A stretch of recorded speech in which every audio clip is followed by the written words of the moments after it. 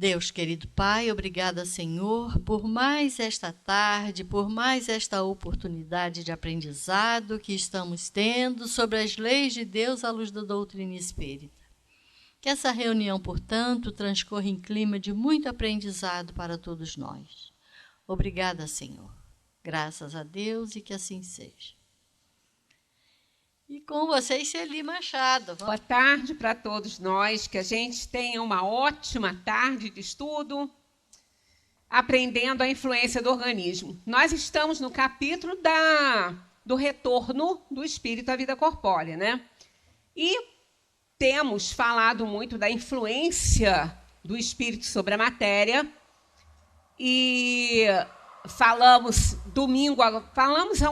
há cerca de umas 3 semanas sobre perispírito e terminamos de fechar aquele estudo ali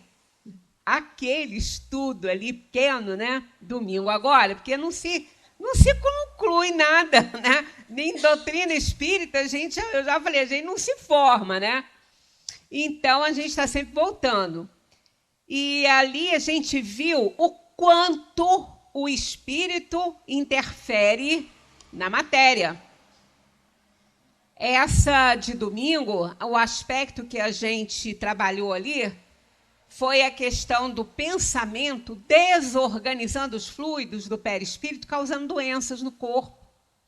Então, achei que foi tudo no perispírito é importante, porque sem ele a gente não faz nada. O espírito precisa dele para interagir na matéria. Então, não existem fenômenos mediúnicos sem ele. Não existe interação do espírito na matéria sem ele.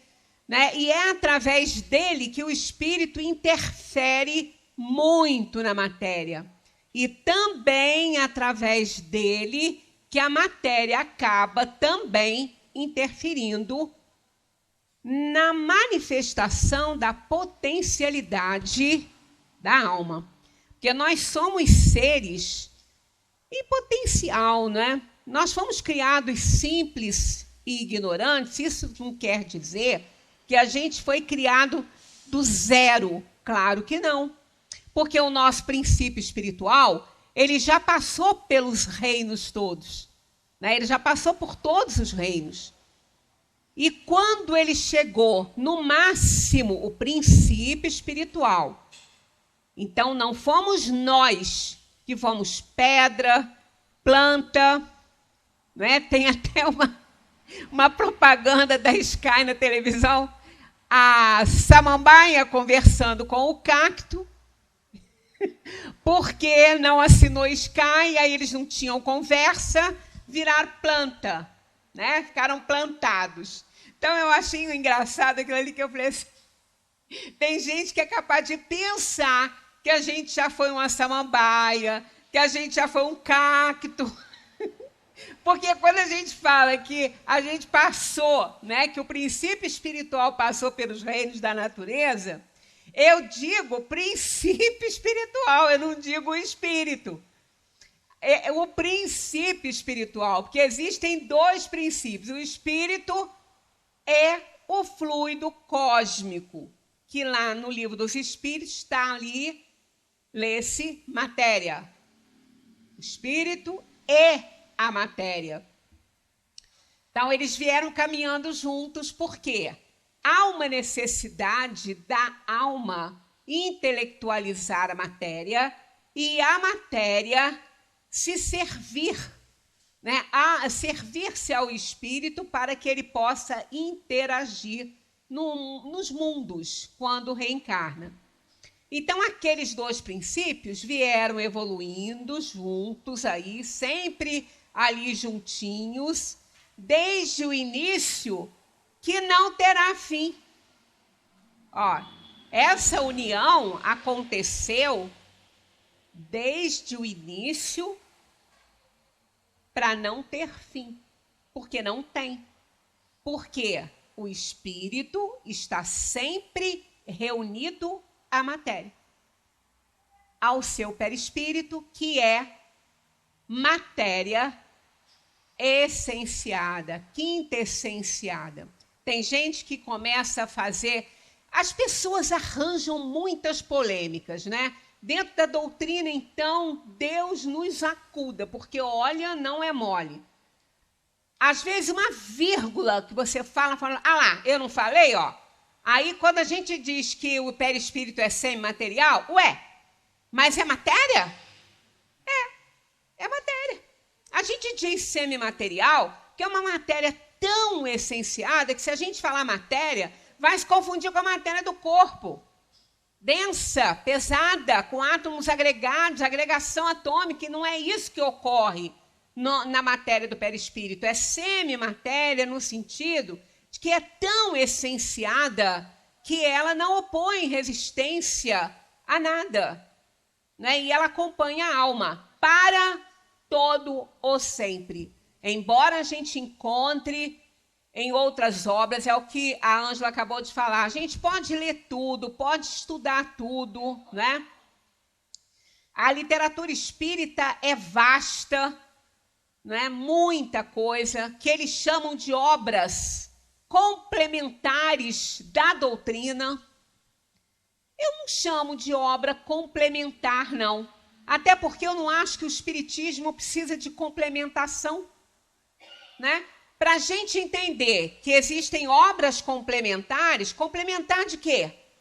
De quem? Algo que complementar é algo que completa.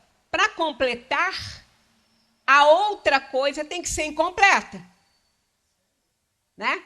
Então, eu não chamo de obras complementares. Eu não sei, eu vejo... aliás, gente, eu falo essas coisas e às vezes eu até me arrependo, porque eu sou um mosquitinho perto desses tubarões aí dentro da doutrina, fazendo palestra no mundo inteiro. Mas eu ouço umas coisas que eu fico pensando, ou eu não entendi nada de doutrina, nada nesses 30 e poucos anos que eu estou aqui estudando, ou eles não entenderam, porque não bate, tem hora que não bate. E quando a gente encontra o texto escrito sem precisar de interpretar, piora a situação, né? De quem está falando contra. Então, eu vejo, tem muita obra dentro da espiritualidade, muita. Mas obra espírita, tem muitas obras espirituais, mas obra espírita são essas aqui. São essas. Então, não é complementar, porque, como a gente falou na semana passada, o Livro dos Espíritos contém a doutrina espírita. E ela não está incompleta, né? Ela não está. Então, é aquela história. Aí são visões dos espíritos em particular. É a visão dele. Quem estuda o Livro dos Médiuns sabe que o laboratório do plano invisível é inesgotável. Então, o espírito forma imagens, cria, nem precisa ser intencionalmente pelo próprio pensamento, porque o fluido cósmico é a matéria, é o barro da espiritualidade. Assim como o barro é da materialidade, o fluido cósmico é a matéria-prima, e é a nossa matéria-prima, só que isso aqui é uma cópia grosseira, porque o barro é feito dele, do fluido cósmico, que ele é a matéria primitiva. Quando se fala que Deus fez o homem do limo da terra, isso é uma afirmativa maravilhosa, com certeza, porque toda a terra, todos os astros, todas as estrelas, todos os planetas, tudo que existe, foi formado da matéria-prima universal, do fluido cósmico. É dali. Então, o limo da Terra é de lá. E foi ele que deu origem, realmente. Só que não foi feito um bonequinho de barro e Deus soprou e virou uma pessoa. Não. Isso é fantasia, isso é alegoria, metáfora, mas a matéria-prima é fato. Fluido cósmico modificado, né? A matéria se a Terra é o azoto, carbono, oxigênio, nitrogênio, se a gente incinerar esta mesa aqui e um corpo morto, um corpo humano morto, os gases que vão ser encontrados são os mesmos gases. Nitrogênio, carbono, azoto. Nosso cabelo é puro carbono. Pode até fazer diamante com ele, sabiam, né? O Pelé fez um diamante do cabelo dele, por que a gente não pode fazer do nosso? O processo é caríssimo, é melhor comprar um diamante pronto, mas ele quis fazer do cabelo e presenteou, acho que é a mãe dele. Então, nós entendemos que tudo vem lá do princípio espiritual, passeando pelos reinos. Quando chega no reino animal, ele vai fazer as suas últimas experiências no reino animal. Veja bem, eu não estou falando no reino animal da Terra, no reino animal. E outros planos mais evoluídos também têm reino animal. Então, o elo perdido não está na Terra. Nós somos espíritos imortais, né? Aí, às vezes, eu ouço também um orador, que as pessoas, às vezes, querem rebuscar tanto, falar tão bonito, né? A doutrina não precisa muito disso, a doutrina só quer clareza, porque ela é clara, ela quer que passe ela de forma clara e simples. Não precisa arrumar um dicionário para botar do lado, nem obrigar as pessoas a carregar um dicionário e botar debaixo do braço e trazer. Não precisa disso. A estrela aqui é o espiritismo. Não é ninguém, né, de nós, é o espiritismo. Então, não precisa rebuscar, que às vezes o orador fala assim, mas olha, assim como os imortais falam, dá a impressão que a gente não é, né? Assim como mensagem dos imortais. Então, a gente não é imortal também, não? Eu sou. Todos nós somos, né? Nós não somos absolutos como Deus, porque absoluto é aquilo que não teve princípio nem fim. Nós tivemos princípio. Então, aquela união do espírito, né, com a matéria ali, vem lá do início mesmo, e vieram os dois aí fazendo evolução, até que chegaram ao máximo no reino animal e foram criados, então, ali, né? Esse princípio espiritual deixa de ser princípio espiritual para ser um espírito. Aí é a obra divina que implantou na nossa consciência, não é? Que é uma fonte inesgotável da lei de Deus, e ali a gente vai seguindo o nosso rumo.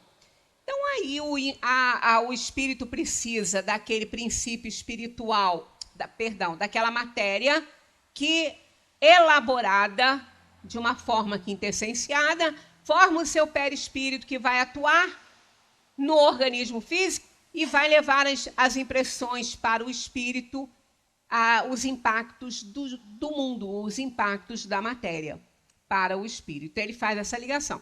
Mas isso é muito pouco. O perispírito não faz só isso. Ele é aquele que acompanha a alma ad eterno, toda a vida. É espírito puro, não tem perispírito, como eu ouço, né? Muitos oradores falando. Tem sim, Kardec fala que tem. Sou eu que estou falando, não. É ele que está falando que a alma sempre está acompanhada do perispírito. O espírito é acompanhado do perispírito até os puros. Está escrito, não sou eu que estou interpretando isso. Está escrito, né?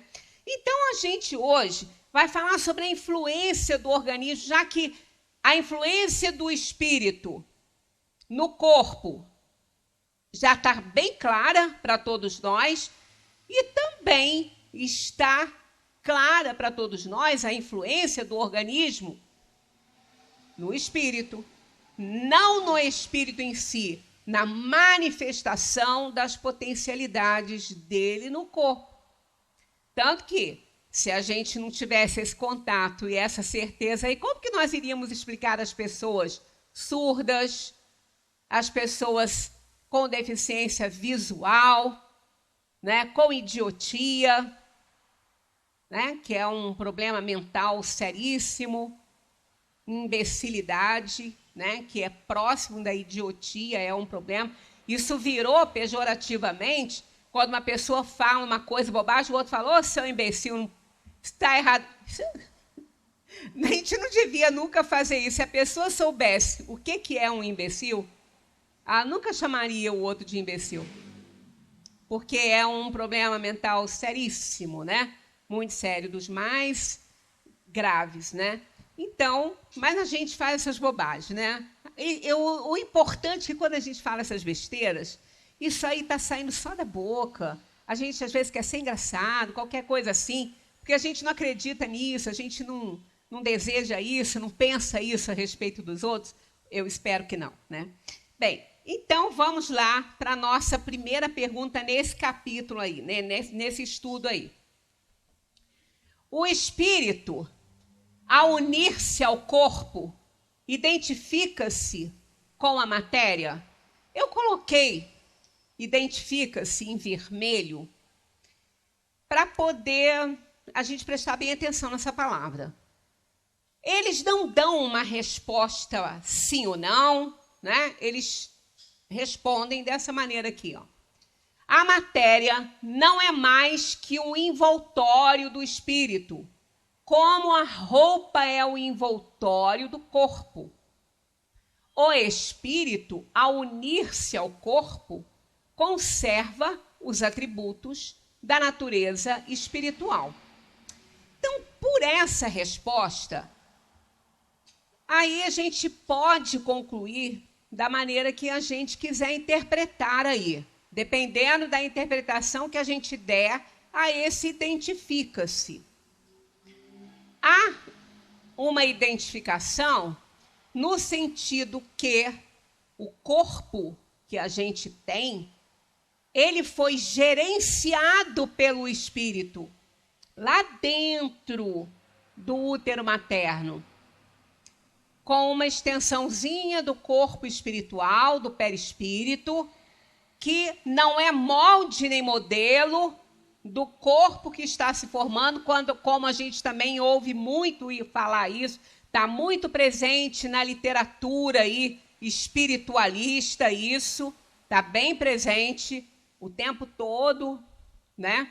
A gente ouve isso. Mas se ele fosse molde e modelo, eu já até comentei isso aqui, se eu vou ficar com essa aparência quando eu desencarnar, se alguém me vir, vai me ver assim, do jeito que eu sou agora. Né? Mesmo que eu possa desencarnar com muito mais idade, ou até com uma certa doença que possa ter me provocado algumas deformações, alguma coisa assim, isso, saindo a perturbação, não permanece. Os traços da velhice bastante avançada e das doenças não permanecem. Permanece nos primeiros momentos. Quando a gente diz primeiros momentos, é no início. Não levem a ponta de faca e não é o sentido literal, primeiros momentos, não. É no início, o espírito ainda está muito imantado, aí ele ainda traz esses traços. Depois, ele se apresenta de uma forma mais normal, do tipo assim, com aparência sem doenças, sem traços de uma idade avançada. É como se ele renovasse, né? Porque aquilo ali foram traços do corpo que aconteceu ali. O perispírito não tem aquelas deformações, não tem aquela idade, o perispírito não tem idade. Né? Então, como é a aparência do corpo físico, é com essa aqui que eu vou aparecer. Né? E todos vocês também. Se ficarem deformados por alguma questão de doença, isso não vai permanecer. Isso vai passar. Né? Então, quando o espírito vai reencarnar, ele se utiliza daquele perispírito para formar o corpo. No caso na minha próxima encarnação, eu preciso de experiências no corpo masculino. Até eu falei que vou pedir isso, né? Eu falei que vou pedir, não sei se vou conseguir. Mas eu vou pedir, né? Não custa nada pedir.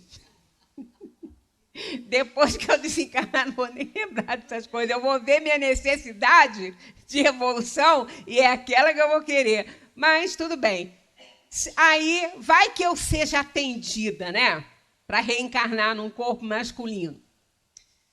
Mas o meu perispírito tem aparência feminina. Eu vou formar o que lá dentro do útero? Se ele fosse molde modelo, eu ia formar um corpo feminino, né? Então não é molde nem modelo. Ele é o agente diretor. Ele não é molde nem modelo. Ele gerencia aquela matéria que os pais estão oferecendo, os genes que os pais estão oferecendo. Então, o espírito está no comando disso. E ele vai apresentar a deformação necessária que o espírito escolheu. Aí, o perispírito vai gerenciar isso e vai acontecer. Aí, nós temos depois as explicações da ciência, né? Ah, síndrome de Down é óvulo envelhecido. E uma jovem de 20 anos que tem uma criança com síndrome de Down, que óvulo envelhecido ela tem? Nenhum, né? Então, são justificativas que a ciência fica buscando para podermos entender os processos de teratologias físicas, mentais e deformações, essas coisas todas. Aí o espírito faz isso. Então, é ele que gerencia isso. Então, evidentemente que há uma certa identificação no corpo físico com o espírito por conta dessa escolha, porque foi ele que determinou. Ele fez o que ele precisou fazer, o que ele tinha que fazer para cumprir as escolhas que ele fez para poder fazer a sua evolução e resgatar o seu passado delituoso. Então, nesse sentido, pode haver uma identidade. Mas, no sentido real da palavra, no sentido usual, não. Porque o espírito não se identifica com a matéria. Ele usa através do perispírito. Quando ele dá esse exemplo da roupa, não é mais que uma roupa, né? A matéria não é mais que o envoltório do espírito, como a roupa é o envoltório do corpo. Quem aqui se identifica com a roupa? Não. Mas no sentido que eu falei antes, a gente se identifica sim. Por quê? Porque uma pessoa que veste grande, um número grande, não vai entrar numa roupa pequenininha. Ela tem que se identificar com a cor, com a roupa. E ela tem que gostar daquele modelo, ela tem que gostar daquilo ali. Né? Porque se ela não vai vestir uma coisa que ela acha que não vai cair bem para ela não veste. Né? Então, ela quer uma roupa adequada a ela, né? Ao tamanho certinho, né? O modelinho que ela se sente bem. Então, há uma certa identificação nesse sentido do corpo com a roupa. É nesse sentido que pode haver do espírito com a matéria, mas só assim, não no sentido real da palavra, porque o espírito é espírito e matéria é matéria. Né? O espírito, ao unir-se ao corpo, conserva os atributos da natureza espiritual. Então, nesse sentido, não tem nenhuma identificação. Né? 368. As faculdades do espírito se exercem, devia até ter posto em vermelho isso aqui, ó, com toda a liberdade, após a sua união com o corpo. Olha a pergunta, né? As faculdades do espírito se exercem com toda a liberdade após a união com o corpo. É importante isso aqui, com toda, porque ela se exerce com liberdade, sim. Agora, toda é diferente, né? Então, tem algo mais aqui na pergunta. Aí eles respondem, a matéria não é mais que o envoltório do... As faculdades do espírito se exercem com toda a liberdade após a sua união com o corpo. O exercício das faculdades depende dos órgãos, olha aí, que lhes servem de instrumentos. Elas são enfraquecidas pela grosseria da matéria. Então, olha aqui, como que há uma interferência do organismo na manifestação das potencialidades da alma. Então, com toda liberdade, ele nunca vai conseguir, né, se expressar. Porque o espírito, ele tem liberdade plena onde ele está. Ele só não tem, o livre-arbítrio dele é relativo, então ele não tem liberdade absoluta para ir a mundos superiores, para fazer o que ele bem entende, porque não pode. Porque o nosso livre-arbítrio é relativo. Eu só posso fazer com alguém aquilo que esse alguém permita, de certa forma. Um parêntese. Tem uma pergunta aqui no Livro dos Espíritos assim. Um homem mau, com o auxílio de um mau espírito que lhe seja simpático, pode fazer mal a outro? Eles dizem categoricamente não. Aí a gente fica pensando, mas como não? Eu sei de macumba que matou não sei quem, e de influência espiritual que levou o sujeito a doenças. Ah, isso existe? Claro que existe. Existe. Mas ninguém precisa ir para uma macumba fazer. Aliás, essa palavra macumba a gente não devia nem também falar. Macumba é um instrumento, igual um tambor, né? Instrumento. Só que os africanos trouxeram para cá, houve um sincretismo religioso, né? Porque eles não podiam manifestar a religiosidade deles, porque os senhores não permitiam. Aí eles começaram, por exemplo, agora domingo foi dia de São Jorge, né? Então, na filosofia deles, na crença deles, é Ogum. Eles não podiam fazer isso. Aí eles botaram São Jorge, né? Para não entrar em conflito. E aí trouxeram aquele tambor. Só que quando eles faziam aqueles rituais deles, eles usavam aquele tambor, que eles têm esses rituais todos, e eles precisam de fazer completinho, faz parte da religião deles. Então, aquilo aí eles achavam que aquilo era uma macumba, que eles estavam fazendo macumba, batendo aquele troço. Aí ficou aquele nome, né? Ele passou a ter essa conotação. Então, muitas coisas podem acontecer, mas veja bem, Deus não permite que uma pessoa que não esteja numa sintonia ruim, ou melhor, boa, com aquele que está numa sintonia ruim, seja prejudicado por ele. Perdão, Deus não vai permitir isso. Então, quando isso acontece, é porque existe uma identidade de fluidos entre aquelas criaturas. Então, um espírito desencarnado ou um encarnado, ele pode fazer muito mal a outra pessoa pelo pensamento dele. Ele pode influenciar outra pessoa pelo pensamento, assim como no mundo material, também as pessoas são influenciadas por outros. São aliciadas por outros, através do que eles falam, do impacto das suas ideias e tudo. Ou pelos fluidos. A gente também prejudica as pessoas pelos fluidos.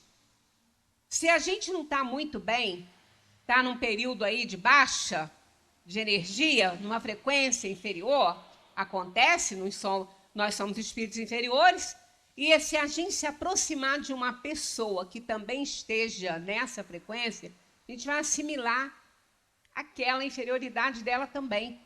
Agora, se a nossa frequência estiver mais alta, e isso a gente obtém com a aceitação, compreensão, com a oração, com a fé, com a certeza que somos filhos queridos do Pai, e que jamais Deus vai permitir, né, que a gente fique entregue à própria sorte?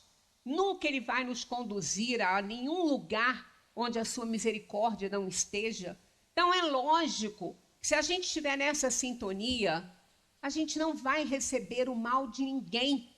A gente não vai receber nada de ninguém. Absolutamente. Então, quando nós falamos que a gente pode prejudicar outra pessoa com os fluidos, a gente pode sim. Então, nessa pergunta, as faculdades do espírito se exercem com toda a liberdade? Não, nunca com toda a liberdade, nem o bem nem o mal.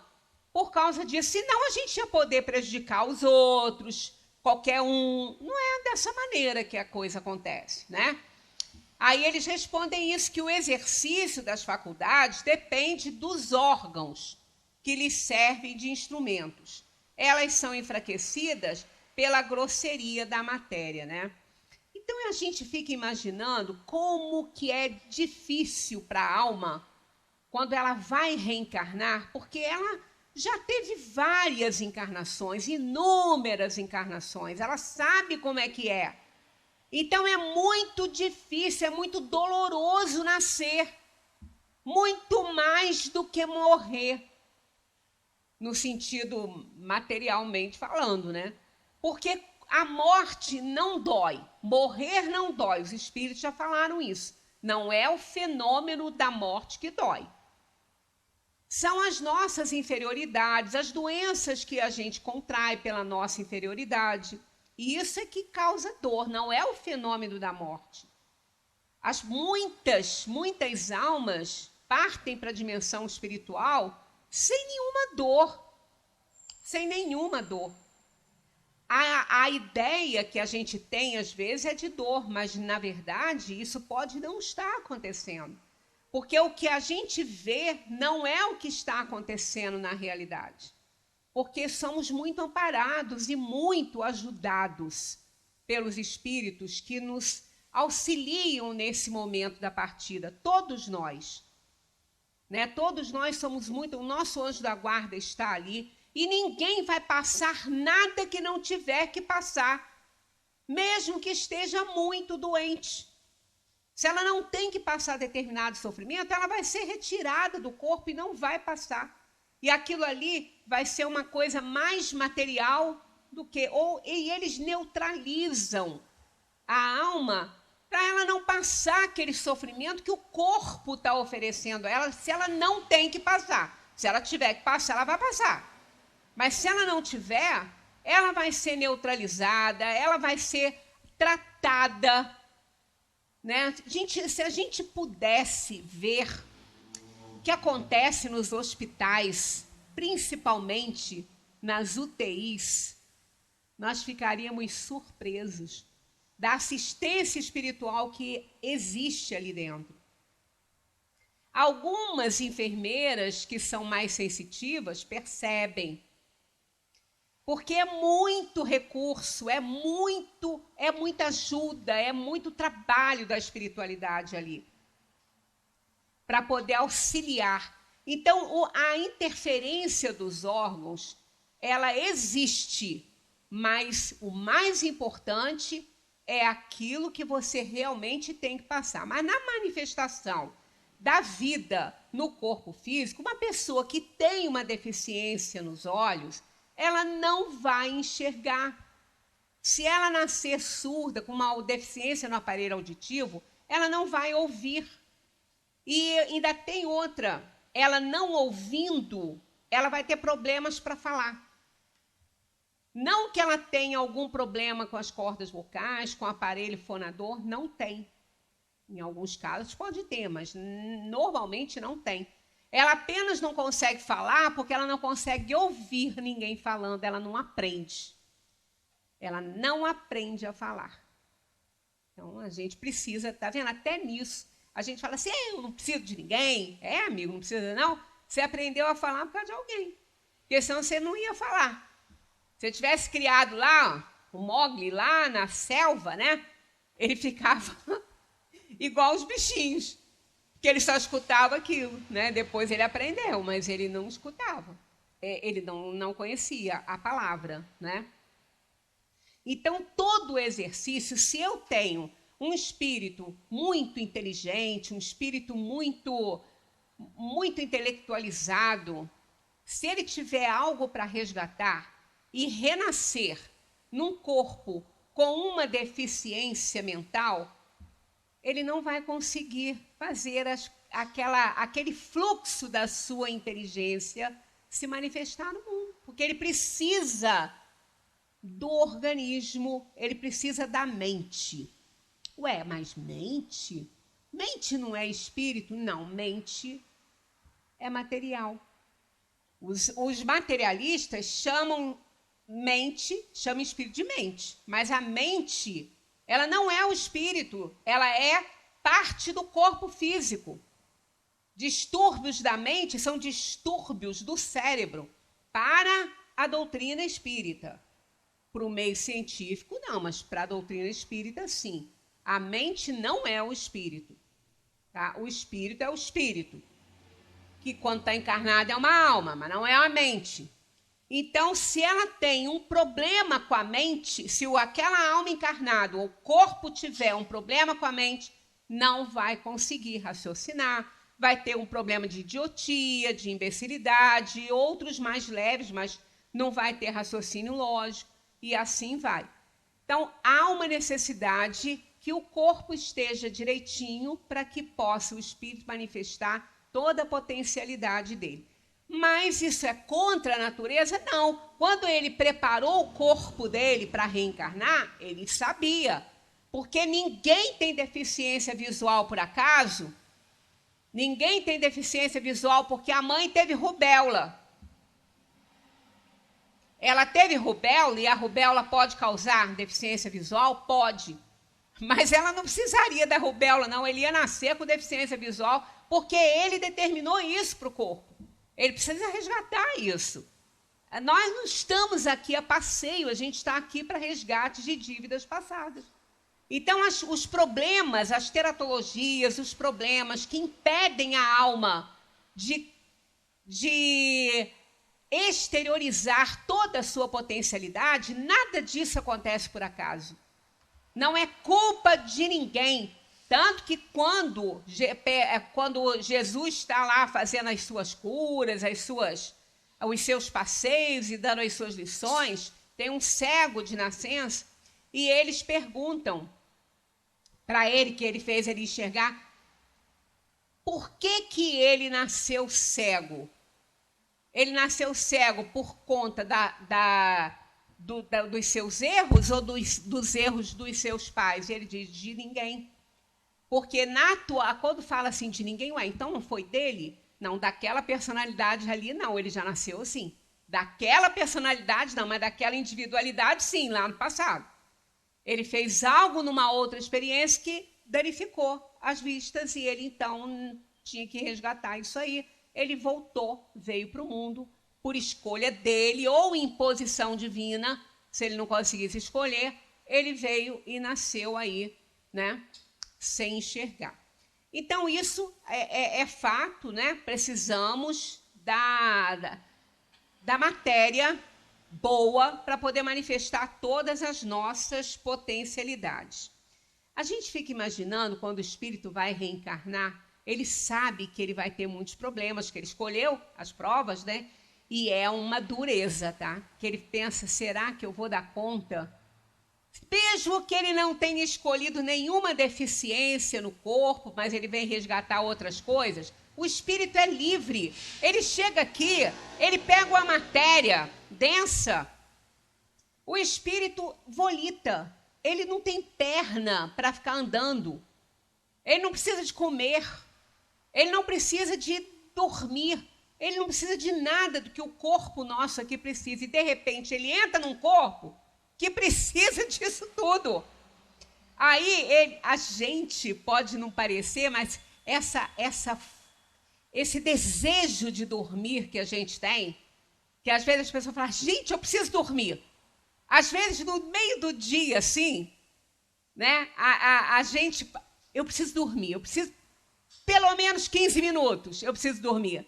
Sabe o que é isso? Ansiedade para sair um pouco dele, para entrar na dimensão espiritual, para se ver livre, né? Para se ver livre e conversar com o seu anjo da guarda, com os outros espíritos, né? Isso ocorre, a gente anseia por dormir, porque a gente sabe que nós não dormimos, só o corpo que dorme.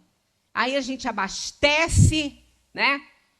A gente recarrega as pilhas e volta para o corpo, para a nossa jornada aqui, até quando Deus permitir. Então, é uma matéria grosseira. Aí eles desenvolvem essa questão aí com a letra A, dizendo, de acordo com isso, o envoltório material seria um obstáculo à livre manifestação das faculdades do espírito, como um vidro opaco se opõe à livre emissão da luz? Logo veio sim, porque não tem outra coisa, é sim, e bastante opaco, muito opaco, muito mesmo. Então, se a gente vê, né, às vezes a gente olha assim e fala assim, nossa, a gente olha para uma arandela que a gente tem, ou um lampiãozinho que está lá na nossa varanda, a gente fala assim, nossa, a luz está fraca. Não, a luz não está fraca, não, é o vitrinho dela que está sujo. Vai lá, tira, limpa, que você vai ver como é que a luz vai ficar fortinha, clarinha, né? Então, é assim, né? Então, é opaco. Os obstáculos à manifestação do espírito são muito grandes no corpo físico, muito grandes. Nós nos arrastamos por uma terra aí. Isso no nosso mundo, né? Porque em outros a vida é bem diferente, mas é grosseira também. Aí Kardec faz uma analogia, ó. Pode-se ainda comparar a ação da matéria grosseira do corpo sobre o espírito à de uma água lodosa que tira a liberdade de movimentos do corpo nela mergulhado. E pensa que a gente não sabe disso quando vem para cá? Claro que sabe. Mas a gente já nasce chorando. Já nasce chorando, desesperado. Isso é besteira, né? Porque o choro não é por causa disso, não.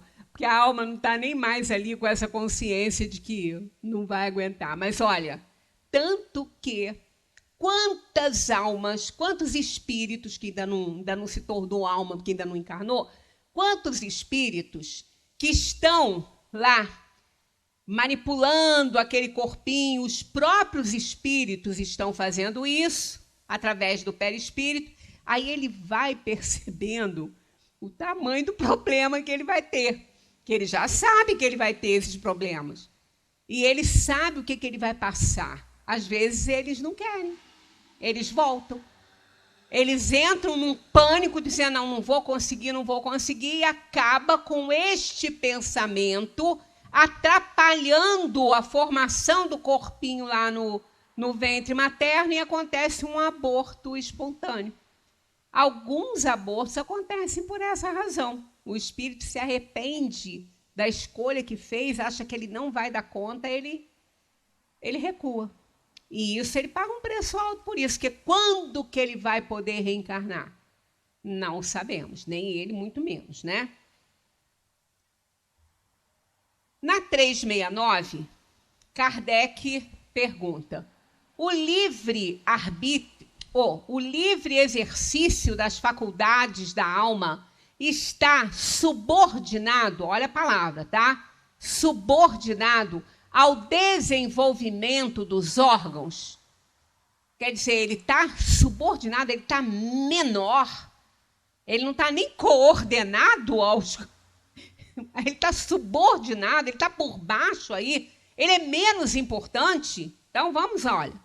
O livre exercício das faculdades da alma está subordinado ao desenvolvimento dos órgãos. E eles respondem assim, ó, os órgãos são os instrumentos da manifestação das faculdades da alma.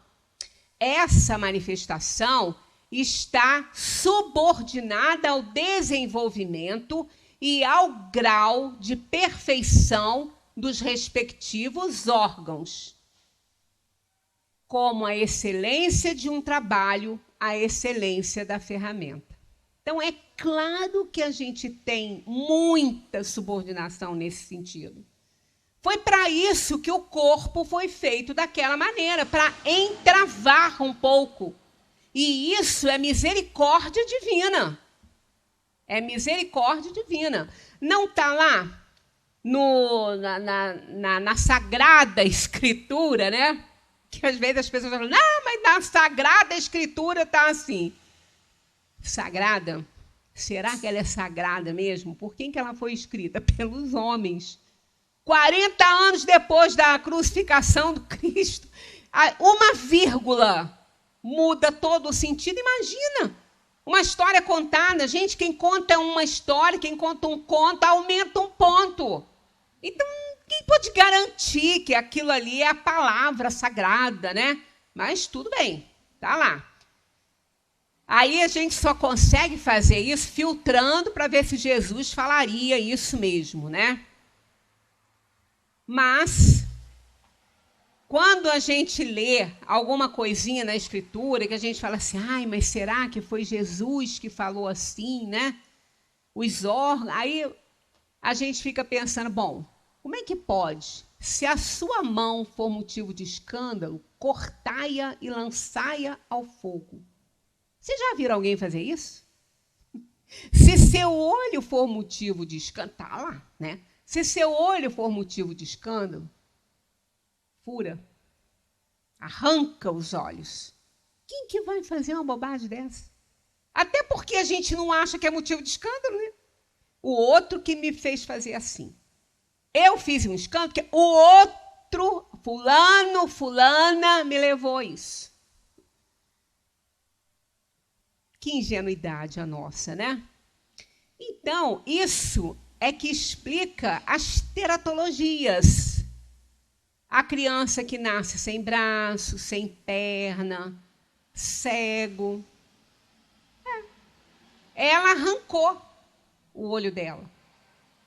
Não quando ela vivia, mas no retorno à vida corporal, ela viu que ela não merecia enxergar. Tem uma passagem interessante no livro. Esse livro é bem legal, falando sobre a questão dos suicidas, da Ivone Pereira, que o personagem desse livro, ele cometeu crimes, ele cometeu um crime grande, que ele acabou matando a amada dele, num momento de desespero também, e ele depois acabou se suicidando. Um personagem importante da história, é real esse personagem, ele conta a história dele. Aí, quando ele está para reencarnar, que ele está escolhendo as provas dele, o tempo todo ele pedia que fosse lhe dado a graça de nascer sem as mãos. E ele incorporou essa ideia no perispírito de tal forma que ou melhor dizendo, ainda na erraticidade, o perispírito dele, ele já conseguiu mutilar o próprio perispírito através do pensamento. E ele aparecia sem as mãos para quem o estava vendo. Ele que pediu, e ele reencarna, vem sem as mãos, e outros problemas ainda que ele devia por conta do suicídio. Ele deu um tiro na cabeça.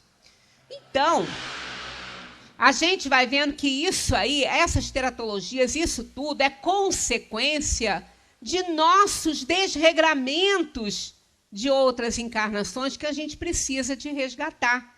Então, não é por acaso que essas coisas acontecem.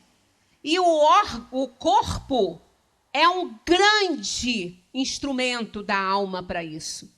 Olha que importância tem o nosso corpo, e a gente maltrata tanto ele, né? A gente desregra, a gente faz tudo errado, coitadinho do nosso intestino. Eu só fico imaginando o desespero, né? Se ele pudesse falar, gritando, fulano, não come essa porcaria, fulano, não se alimenta disso. Né? O trabalho que a gente dá para o intestino. Olha, eu estava lendo umas coisas a respeito, como aumentou, né, o índice de câncer intestinal. Né? Mas hoje a gente está comendo muito mal. A gente maltrata muito o corpo. E muitas vezes não é para a gente ter aquela doença, mas a gente provoca tanto que acaba tendo. E isso aí a gente vai resgatar em outra também. Não pensamos que a gente vai terminar esse resgate agora, não. A gente começou agora, mas vai terminar. Há algumas doenças de causas anteriores, são aquelas que a gente realmente já traz na nossa escolha, na escolha que a gente fez. Né? Do contrário, então a gente maltrata, a gente não devia maltratar, devia tratar muito bem desse instrumento, assim como aquele que cava a terra, né? Aquele que planta, trata do seu instrumento, da sua enxada. Né? O médico cuida do seu bisturi, porque precisa daquele instrumento estar muito bem afiadinho, para poder facilitar o trabalho dele. E assim também o espírito precisa que o nosso corpo esteja bem, para que a gente possa aguentar as doenças anteriores, de causas anteriores, e a gente maltrata e ainda arruma uma porção delas, né, para se somar aquelas ali. Pode-se induzir da influência dos órgãos, essa aqui é muito importante, pode-se induzir da influência dos órgãos uma relação entre o desenvolvimento dos órgãos cerebrais e o das faculdades morais e intelectuais? Olha a pergunta, hein? Pode-se induzir da influência dos órgãos uma relação entre o desenvolvimento dos órgãos cerebrais e as faculdades morais e intelectuais? Quer dizer, os espíritos precisam dos órgãos para terem as suas faculdades desenvolvidas ali, ou então criadas, né, ali. Olha o que eles respondem. Não confundais o efeito com a causa. O espírito tem sempre as faculdades que lhe são próprias. Assim, não são os órgãos que lhe dão as faculdades, mas as faculdades que impulsionam o desenvolvimento dos órgãos. Quer dizer, o espírito, ele tem capacidade, ele é pleno, ele enxerga, ele escuta, né? Ele não tem doença nenhuma. Ele tem inferioridades que desorganizam os fluidos do perispírito e causam doenças no corpo. Mas ele não tem, quando aquele que é deficiente visual aqui, quando ele está fora da matéria, ele enxerga. Porque ele não precisa da matéria para ele enxergar. Quando ele enxerga sem a matéria, quando ele não está em estado de vigília. Quando ele está desligado, ele tem mais independência. Dependendo do grau de comprometimento dele, ele pode enxergar. Eu fazia um trabalhinho com a AFRIDEV, que é a Associação dos Deficientes Visuais, e tinha lá, eu acho que não sei se ele ainda está indo, um rapaz, que ele nasceu deficiente visual. E a gente conversava muito. Aí um dia ele chegou para mim e falou assim, eu sonhei com você. Eu falei, como que você sonhou comigo? Você não sabe como é que eu sou? Você nunca viu ninguém, você não sabe como é que são as pessoas. Você não sabe como nós somos, você não sabe como você é. Você nunca viu? Ele falou assim, mas no sono eu te vi. No meu sonho eu te vi. E ele não podia me contar como é que eu sou, porque ele não tinha referência. Ele nunca viu nada. Como é que ele ia me descrever se ele não tinha esse referencial? Porque ele nunca viu uma pessoa. Ele nasceu assim. Então, ali, a gente tem a certeza de que fora do corpo ele enxergava. Ele só não conseguia contar para mim, porque ele não tinha esse referencial. Então, ele falou, não, mas quando eu estou sonhando, eu enxergo tudo, eu não sou cego. Aí eu falei, não é mesmo? Você não é cego. Quem no momento tem deficiência visual é o teu corpo, não é você.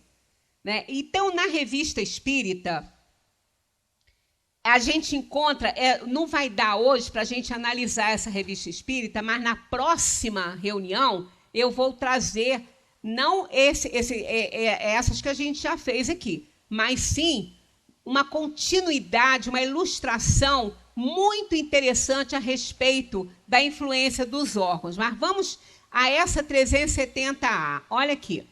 De acordo com isso, a diversidade das aptidões entre os homens decorre unicamente do estado de espírito? Devia ter grifado aqui, unicamente.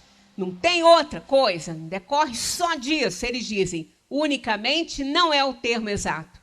As qualidades do espírito, que pode ser mais ou menos adiantado, constituem o princípio, mas é necessário ter em conta a influência da matéria que entrava mais ou menos o exercício dessas faculdades.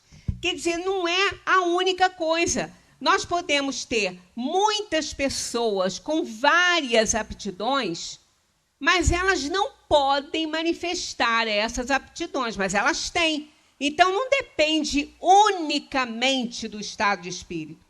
Tem, mas ela, para manifestar, ela precisa do corpo estando bem, né? Daquele órgão responsável por aquilo ali, ter as condições de oferecer a ela esse poder de manifestação. Quando Kardec escreveu a Revista Espírita, ele fez um trabalho bem bacana, numa delas, falando sobre essa questão da necessidade dos órgãos. Vamos ler esse comentário de Kardec, só vamos ler, mas nós não vamos comentar ele hoje, porque está nessa ilustração aqui que eu vou trazer semana que vem. Mas é só para botar um pouquinho de vontade, vocês chegarem em casa e estudar isso aí. Ó.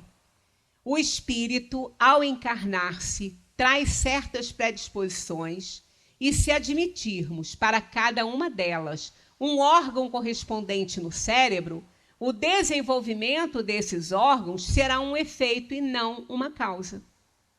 Se as faculdades tivessem os seus princípios nos órgãos, o homem seria uma máquina, sem livre-arbítrio e sem a responsabilidade dos seus atos. Teríamos de admitir que os maiores gênios, sábios, poetas, artistas, não são gênios, senão porque o acaso lhes deu órgãos especiais. Aí nós teríamos aí um São Francisco de Assis, sendo São Francisco de Assis, porque ele tinha órgãos especiais para dar aquela santidade a ele. Olha que bobagem, né? Isso está no estudo da frenologia. Ó, Revista Espírita, Jornal de Estudos Psicológicos, 1860, julho, a frenologia e a fisiognomia. Isso aí, Kardec relatou, fez um estudo em cima dessa história, explicando o que é a frenologia, que eles acreditam que o nosso cérebro e outras partes do corpo tenham órgãos especiais que dão essas faculdades.